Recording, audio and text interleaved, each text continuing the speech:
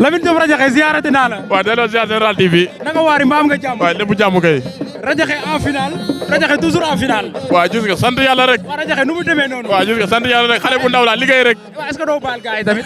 non non damay liggéey quoi. ah nga am finale. waaw mais nag finale bu spécial nga am. waaw maa ngi Sékou Diouf ak Sékou Diouf. waaw. muy l'homme des 3 générations. dëgg la waaw. Sékou loo ko wax loo ko indil.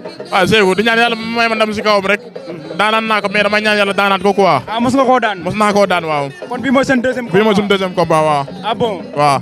Lamine lan lay wax supporter yi ak ñu koy bëggee. waaye di bëggee sama supporter yëpp surtout waa Kër Fodé waa Cupaan waa Jamagen waa Gandiaye ñëpp daal Kaolack ñëpp maa ngi leen di bëggee bu baax a baax waaw. mën nañ xam ndax bii mooy sa ñaata final. daa mel ne bii mooy sama 10e final su ma juumul de. 10e final waaw boo juumul. waaw car macha allah. waaw yal na yàlla yokk. amiin yàlla lan lay wax waa Général TV. waa Général TV maa ngi kontaan si yéen de yéen a ngi dundal lamb quoi lii mun naa ne amu fi woon mais wax dëgg fa yàlla yéen a ngi dundal lamb si kaw sa kanam rek. am na solo yal nañu yàlla defal leen cat. amiin waaw merci waaw merci. ok waaw. aja top c'est parti le grand champion Sékou Diouf Sékou bëgg nañ la.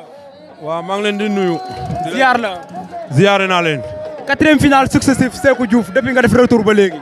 waaw 4e finale waaw sant yàlla rek di santaat yàlla rek. am na solo comme li ma doon wax rek. maa ngi sant yàlla bu baax a baax. am na solo ndax lii moom yombul. yombul vraiment waaw. comme ni nga koy waxee à chaque fois yombul. waaw yombul. dem ñëwaat. di bëreeg xale yi. waaw di bëreeg xale yi. di leen daan. waaw. taxawaat final Sékou. gis nga. Lamine Diop Radiakhé xam nga ko. Lamine waa xam naa ko. nee na ma mos ngeen bëree. waaw mos na ma daan. loolu la wax. mos na ma daan waaw. day confirmer da nga koy bàyyi mu confirmer wala da ngay jël sa revanche. loolu yëpp yàlla ko yor. loolu yëpp yàlla ko yor. dëgg la man lan lay wax ñu koy bëgg supporter yi. supporter yi. rawatina sama fantu club bi. ma fan si club Sékou Diouf. président Xaar Faye. sama gaay yëpp maa ngi leen di nuyu. Xaar Puxam mooy président bi. waaw gaay yëpp maa ngi leen di nuyu di leen ziare. waaw sama espagnol yi. gaay yëpp tey moom du ma lim. gaay yëpp lay wax. waaw nuyu naa leen yéen ñëpp ngeen gën a jàpp rek.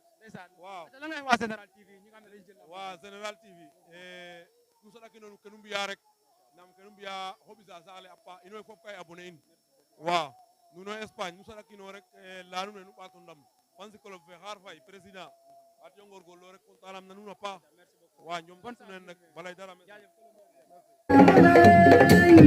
aca arbitre baa ngay wax ak ñoom ndeysaan final poids lourd mise bi 500 000 de francs CFA fii ci Ndoumbor ndeysaan dëkk champion dëkk cosaan dëkk lamb waaw diggante Sékou Diouf L200 à droite Lamine Diop Radiakhé à gauche waaw Radiakhé nee na ma mus nañ bëre mus naa koo daan Sékou Diouf nee na ndeysaan yàlla yor ndam yàlla ko yàlla may ndam loolu la wax moom Sékou waaw final ba arbitre sifflé na Lamine Diop Radiakhé à gauche Sékou Diouf à droite di bëgg waa Ndoumbor yëpp ndeysaan dëkk cosaan la dëkk lamb la di bëgg champion yi sunu grand Bakar Wali Babou Dione Pierre Sène Sangomar Ibou Ndour Njana ndeysaan ñu limee dañuy juum dem ba beneen Ndoumbor ba le grand champion Bal Sékou Radiakhé jël na ko Radiakhé jël na Sékou di bëgg Bal Maroon ndeysaan Babacar Maroon Sékou Diouf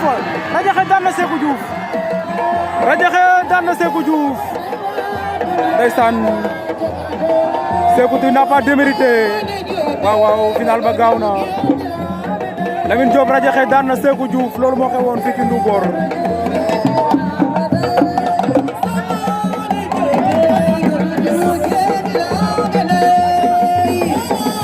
waaw sunu yaay Fatou Ndiaye Baye Fall kawoon